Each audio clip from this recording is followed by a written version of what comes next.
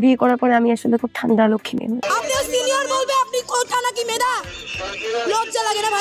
বৈষম্য বিরোধী ছাত্র আন্দোলনের সময় রাজপথে ভূমিকার জন্য বেশ কিছু শিক্ষার্থী সোশ্যাল মিডিয়ায় ভাইরাল হয়েছেন। তাদের মধ্যে অন্যতম হচ্ছেন ফারজানা সিথি।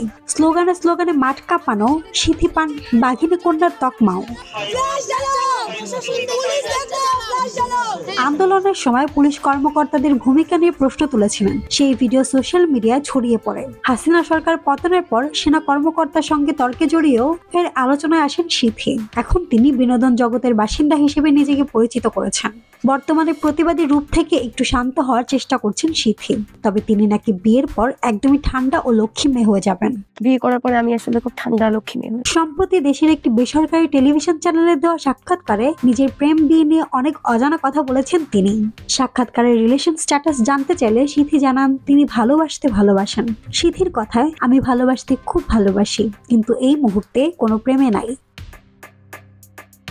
উপস্থাপিকার জিজ্ঞাসার এক পর্যায়ে ভাইরাল কন্যা অকপটে স্বীকার করেন এইচএসসি পড়ার সময় প্রথম প্রেমে পড়েন তিনি। তবে এ পর্যন্ত 3টি প্রেম করেছেন, কিন্তু প্রথম ও দ্বিতীয় প্রেম নিয়ে তেমন কিছু তার মনে না থাকলেও শেষ প্রেমের বিচ্ছেদ তাকে কষ্ট দিয়েছে।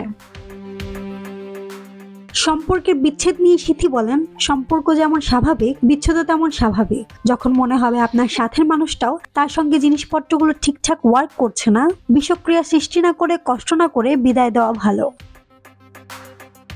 এরপর প্রাক্তন আফসোস করে কিনা সেই প্রসঙ্গে জিজ্ঞেস করা হলে সিথি বলেন, না, আমার প্রাক্তন আমাকে নিয়ে খুশি এবং প্রাউড। আমাকে ফোন কল করে স্বাধীনতার শুভেচ্ছা দিয়েছিল আগস্টের 5 তারিখে। তিনি জানান 3 জনের মধ্যে শেষ 2 জনই নাকি তাকে ফোন করে শুভেচ্ছা জানিয়েছেন। তবে প্রথম জন সম্পর্কে তিনি বলেন, আরেকজন মরে টরে গেছে, নয়তো বিদেশে চলে গেছে, জানি না। সিথি বলেন, আমি প্রেমের ক্ষেত্রে অনেক বেশি ডেসপারেট হয়ে যাই। তুমি আমাকে যুদ্ধক্ষেত্রে নিয়ে যাও, আমি যুদ্ধ করে শেষ করতে পারবো, কিন্তু কেউ ভালোবেসে যুদ্ধ করতে এলে বিষ দিয়ে দিলেও আমি খেয়ে নিব।